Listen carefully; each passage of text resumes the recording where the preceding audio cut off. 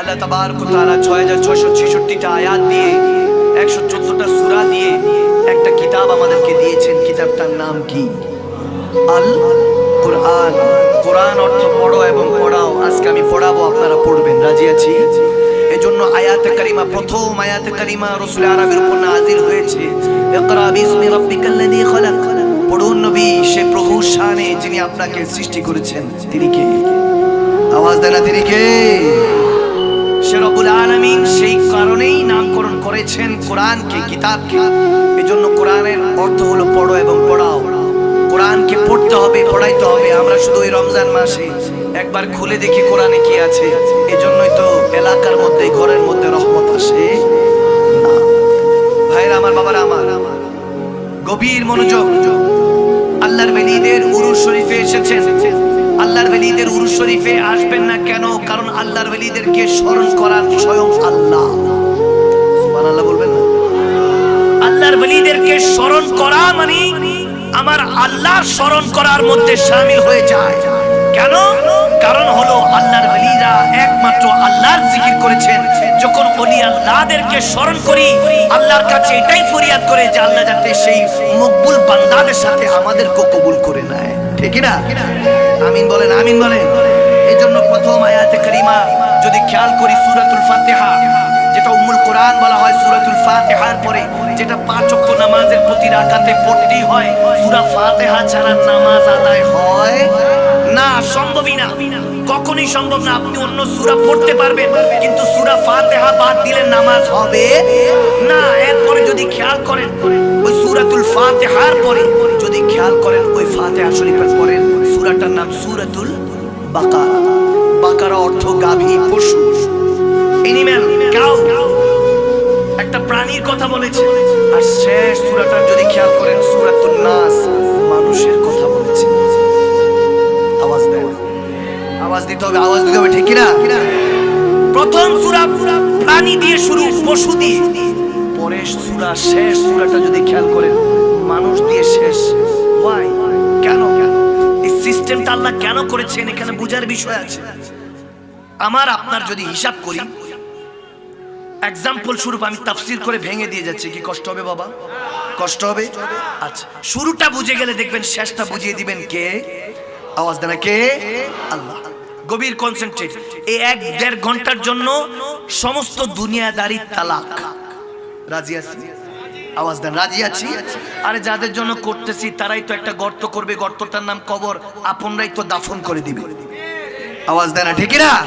ওপারে রাসূল আর আল্লাহ ছাড়া কোনো উপায় আছে নাই। এবার গভীর খেয়াল। আল্লাহর ওলিরা কেন মদিনা মদিনা বলে পাগল করতেন? কেন সারাক্ষণ বান্দাকে আল্লাহর জিকির করানো শিখাইতেন? জানার দরকার আছে না? দেখেন, কোরআন থেকে সবাই কথা বলে, সবাই। আমি কাউকে ক্রিটিসাইজ করি না, কাউকে ছোট করি না। আমরা সৈয়দ জাদারা যারা মদিনাওয়ালার নওয়াসা, তারা কখনো ছোট করতে শিখায় নাই, বরং মাথার মুকুট বানাতে শিখেছি। ঠিক না? নবীর আশিকটা এটাই। এজন্য আমি কাউকে ছোট করি না। কে মিলাদুন নবী করলো, কে মিলাদুন নবী পালন করলো না, কে খাজা গরিবে নওয়াজকে স্মরণ করলো, কে স্মরণ করলো না, কে মা বাবার কবরে গিয়ে জিয়ারত করলো না, এই ব্যাপারে আমি কন্ট্রাডিকশন করো, মারামারি, কাটাকাটি কিছুই বলতে চাই না। আমি মনে করি ভালো কাজ কিসমতে লেখা থাকতে হয়। আওয়াজ দেন, আওয়াজ দেন মুসলমান।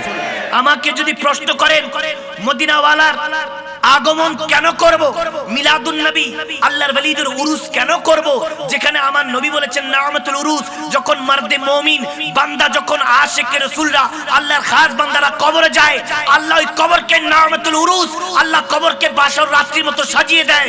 আল্লাহ যেটা কবরের ভিতরের মধ্যে করে, আলমে বরজকে করে, সেটা বান্দা জমির উপরে করে। ঠিক না? পার্থক্য হলো আল্লাহ আলমে বরজকে কবরের নিচে করে আর বান্দা উপরে করে। আওয়াজ দেন, কি কথা বোঝা যায় না বাবা? আচ্ছা, এবার আসুন। কোরআনের মধ্যে সমস্ত কথা লিপিবদ্ধ, এরপরও কেউ কেউ কোরআন নিয়ে বিভিন্ন রকম দলিল দেয়। কোরআনে এটা নাই, কোরআনে ওটা আছে। আমরা বলি এটা আছে, ওনারা বলে এটা নাই। বিভিন্ন রকম মতানৈক্য হয় কি হয় না? আওয়াজ দেন, হয় কি হয় না? এখানে শুরুটা বুঝে গেলে মুসলমানের মধ্যে আর কোনো তাফাররুক, বিশৃঙ্খলা, পার্থক্যই থাকবে না। সুবহানাল্লাহ। এজন্য গভীর খেয়াল। আপনিও বুঝে গেলে আরেকজনকে বুঝাতে পারবেন। আমি একদম ভেঙে দিয়ে বলে যাব। দেখেন, আল্লাহ তাবারক ওয়া তাআলা কোরআনের পাকের শুরুর দিকে আমাদেরকে সূরাতুল বাকারা এইজন্য দিয়েছেন, দেখবেন মানুষ তো মানুষকে জন্ম দেয়, সন্তান প্রডিউস করে জন্ম দেয়, তেমনি ভাবে পশু পাখি যেমন গরু ছাগল জন্ম দেয় কি দেয় না, বাছুর জন্ম দেয় কি দেয় না, ছাগি জন্ম দেয় কি দেয় না। এখন মানুষও জন্ম দেয়, গরু ছাগলও জন্ম দেয়। গরু ছাগলও ঘাস লতা পাতা খায়, মানুষও তো শাকসবজি খায়। আওয়াজ দেয় না, আওয়াজ দেয় না, এখন খায়। এবার যদি একটু খেয়াল করেন, মাছ পানিতে ভাসে, মানুষও তো সুইমিং করে, সাঁতার কাটে। আওয়াজ দেয় না, আমি কি ভুল বলছি? মানুষ সাঁতার কাটে, মাছও পানির মধ্যে থাকে। তারপরে যদি খেয়াল করেন, পাখি আকাশে উড়ে, মানুষও তো এখন প্লেন দিয়ে হেলিকপ্টার দিয়ে আকাশে উড়ে। এখন বান্দার যদি খেয়াল করেন গুণ, কেন সূরাতুল বাকারা এবং নাস দিয়ে এরকম সিস্টেম রেখেছেন রব্বুল আলামিন? পশু দিয়ে শুরু, মানুষ দিয়ে শেষ কেন? এই খেয়ালটা যদি করেন, তাহলে আমরা যে দিন বে দিন পশুর মধ্যে ঢুকে যাচ্ছি, ডুবে যাচ্ছি, কোরআন না পড়ার কারণে, না বুঝার কারণে, তাফসীর না শোনার কারণে, উলামায়ে কেরামের কদমে বসে ইলম হাসিল না করার কারণে, এই কারণগুলো জানার চেষ্টা করুন। যখন রব্বে করিম এই সিস্টেমটা দিয়েছেন, খেয়াল করলাম সমস্ত গুণই তো মানুষের মধ্যে আছে। এরপর দেখলাম শয়তান চগলখড়ি করে, গুনাহ করে, মানুষও তো গুনাহ করে, চগলখড়ি করে, পাপাচারের মধ্যে লিপ্ত হয়। মালাইকা ফেরেশতারা গুনাহ করে না, তারপর আল্লাহর কাছে ক্ষমা চায়, আল্লাহ আমাকে মাফ করে দাও, আমাদেরকে মাফ করে দাও। ফেরেশতারা ক্ষমা চাইতে থাকে। আজাজিলের মতো আমাদেরকে করো না, যে আজাজিল সমস্ত ফেরেশতাদের সম্রাট ছিল, পরাইতো মুআল্লিমুল মালাইকা ছিল, তাকে শয়তানের সর্দার বানিয়ে দিলা, তুমি পথভ্রষ্ট বানালা। ফেরেশতারা আল্লাহর কাছে সব সময় ক্ষমা প্রার্থনা করে, যেখানে ফেরেশতাদের কোনো গুনাহ নেই। এরপর যদি খেয়াল করেন, মানুষের মধ্যে সমস্ত গুণ আছে, মানুষও পাপাচার করে, আবার ফেরেশতাদের মতো এরকম মেহফিল করে 5 ওয়াক্ত নামাজে কিংবা তাহাজ্জুদের মুসলায় চোখের পানি ছেড়ে আল্লাহর কাছে ক্ষমা চায়। চাই কি চায় না? আওয়াজ দেয় না, চাই কি চায় না? এরকম অবস্থা হয়, অর্থাৎ 18,000 মাখলুকাতের সমস্ত গুণ মানুষের মধ্যে বনি ইনসানে আছে বিদায় মানুষকে আশরাফুল মাখলুকাত বলা হয়। এজন্য আল্লাহ সিলেবাসটা পশু দিয়ে শুরু, মানুষ দিয়ে শেষ করেছেন, যে আমাদেরকে পশু থেকে মানুষ হতে হবে। সুবহানাল্লাহ বলবেন না?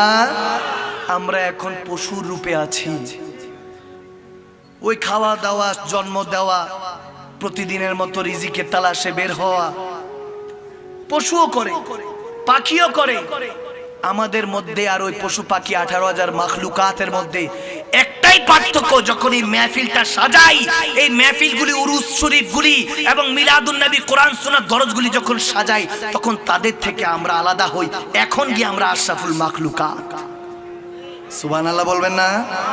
এখন যখন বসেছি আল্লাহ আল্লাহ রাসূলের তাজকিরা শোনার জন্য, এখন আমরা আশরাফুল মাখলুকাত, সৃষ্টির মধ্যে শ্রেষ্ঠ। এবার আসুন একটু গভীরে যাই। কষ্ট হচ্ছে না তো বাবা? কষ্ট হচ্ছে? আচ্ছা, এবার একটু গভীরে গেলে আল্লাহ তাবারক ওয়া তাআলা কোরআনে পাকের শুরুতে বলছেন সূরাতুল বাকারার মধ্যে, যালিকাল কিতাবু লা রাইবা ফি হুদাল লিল মুত্তাকিন। একটা কিতাব দিয়েছে কোরআন, যার মধ্যে কোনো সন্দেহ নাই, লা রাইবা ফি, কোনো সন্দেহ নাই, হুদাল লিল মুত্তাকিন, একমাত্র মুত্তাকিন বান্দাদের জন্য হেদায়েতের পথ কোরআনকে বানিয়েছেন কে? আওয়াজ দেন না, কে? আল্লাহ। আল্লাহ তাবারক ওয়া তাআলার কাছে এখন জিজ্ঞেস করব, আল্লাহ এখন এই কোরআনের মধ্যে লা রাইবা ফি, তুমি বলেছো কোনো সন্দেহ নাই, কিন্তু কোরআনের মধ্যেই তো বিভিন্ন সন্দেহ, অমুকে এটা বলে, অমুকে সেটা বলে। মুসলমান তো বিভিন্ন টেনশনে পড়ে যায়, কনফিউশনে পড়ে যায়, কোনটা শুনবো, কোনটা মানবো। সবাই বলে এটা মানো, এটা জান্নাতি পথ, ওটা মানো, এটা জান্নাতি পথ। এভাবে সবাই তো জান্নাতের কথা বলে, বিভিন্ন ভাবে কোরআন থেকেই তো দলিল দেয়, যেটা ওলামায়ে কেরামরা যারা আছেন তেনারা বুঝেন যে কোরআনের মধ্যে আয়াতে মুহকামাত, মুতাশাবিহাত, মুকাত্তার কিছু হুরফিয়াত আছে, যেগুলো দিয়ে ঈমান, আকীদা, আমল বানানো যায় না, রেড জোনের মধ্যে। কিন্তু এই কোরআনের মধ্যে থেকেই তো সবাই দলিল দেয়। আওয়াজ দেয় না? দলিল তো কোরআন থেকেই দেয়, কিন্তু মুসলমান যাবে কোথায়? রব্বুল আলামিন বলতেছে কোরআনের মধ্যে ভালো মতো লক্ষ্য করো, আমি কি বলতেছি, লা রাইবা ফি, কোনো সন্দেহ, আওয়াজ দেয় না, সন্দেহ নাই। এখন যদি রব্বুল আলামিনকে বলি আল্লাহ সন্দেহ নাই তুমি বলছো, এখানে কোরআনের মধ্যে বলতেছো ইন্নাল্লাযীনা ইউবায়ুনাকা ইন্নামা ইউবায়ুনাল্লাহ ইয়াদুল্লাহি ফাওকা আইদিহিম, এমন ভাবে তুমি আয়াতে কারিমা বলছো যারা আমার নবীর এতাত গোলামির মধ্যে, বায়াতের মধ্যে চলে আসলো, ইয়াদুল্লাহি ফাওকা আইদিহিম, ইহকাল পরকালে সেই বান্দাকে আমি আল্লাহর হাত দিয়ে তাকে হেফাজত করব, প্রোটেক্ট করব। সুবহানাল্লাহ। এখন আল্লাহ তোমার তো হাত নেই, হাত মানলে বাজু, বাজু মানলে দেহ, দেহ মানলে জিসম চলে আসতেছে। তুমি তো লাম ইয়ালিদ ওয়া লাম ইউলাদ, তুমি তো কাউকে জন্ম দাও নাই, কারো থেকে জন্ম নেও নাই, ঘোষণা দিয়ে দিয়েছো। এখন তাহলে কেন তোমার হাতের কথা আসতেছে? ইয়াদুল্লাহ, আল্লাহর হাত। আল্লাহ তোমার তো হাত নেই, কিন্তু ইমামগণরা বলতেছে এটা হেফাজত। তোমরা এটার মধ্যে কখনো আকীদা বানাতে যেও না, তোমরা ঈমান বানাতে যেও না যে আল্লাহর হাত আছে। না না, আল্লাহর হাত মানে আল্লাহর হেফাজত। এখন বান্দা এটা তো বুঝতে পারছি না। যেমন কোরআনে পাকে আল্লাহ তাবারক ওয়া তাআলা রাসূল আরবীর ক্ষেত্রে বলেছেন, কুল ইন্নামা আনা বাশারুম মিসলুকুম, ওগো নবী বলে দিন আমি তোমাদের মতোই মানুষ। এখন আবার আয়াতে কারিমার মধ্যে বলছে, কাদ জাআকুম মিনাল্লাহি নূরুন ওয়া কিতাবুম মুবিন।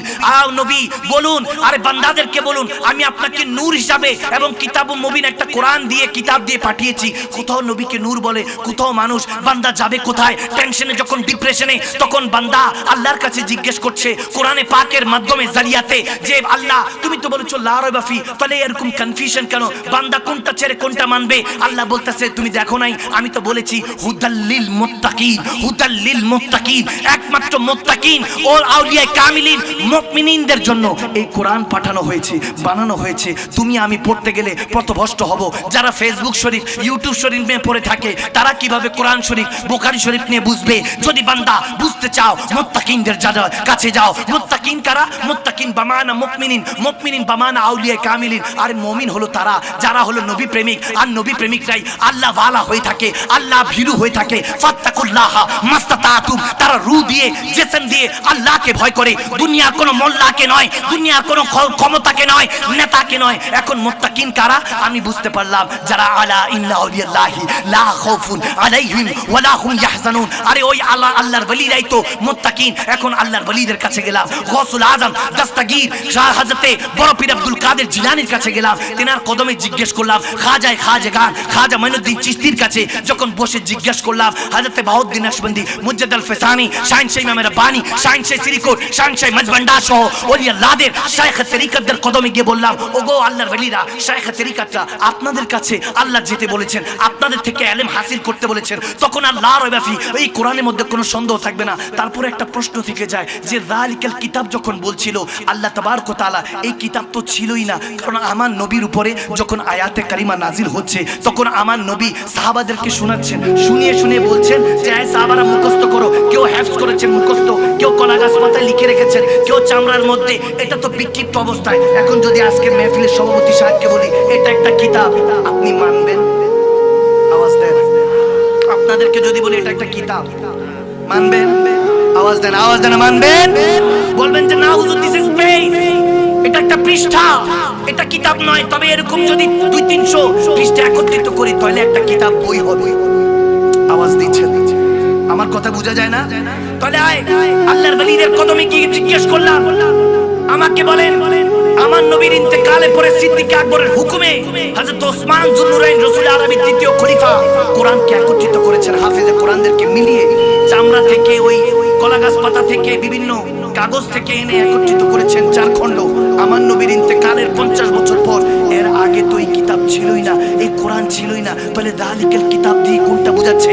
মুসলমান এটা যদি বুঝে যান তাহলে আর কোনো কন্ট্রাডিকশন থাকবে না, কোনো তাফারুক থাকবে না, আর কোনো মামলা, বিভিন্ন রকম মন খারাপই থাকবে না।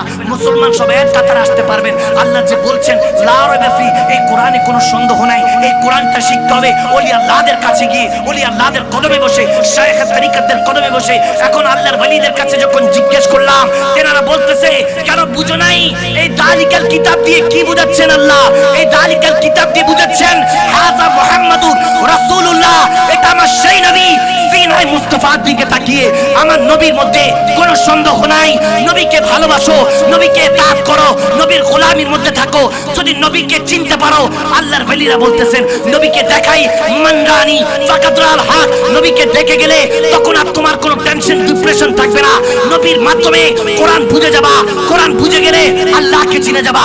তখন আশিক রাসূলদের जुबान भी बेर होवे, अब मेरी निगाहों में जचता नहीं कोई, जैसे मेरे मुस्तफा है वैसा नहीं कोई। सुभान अल्लाह।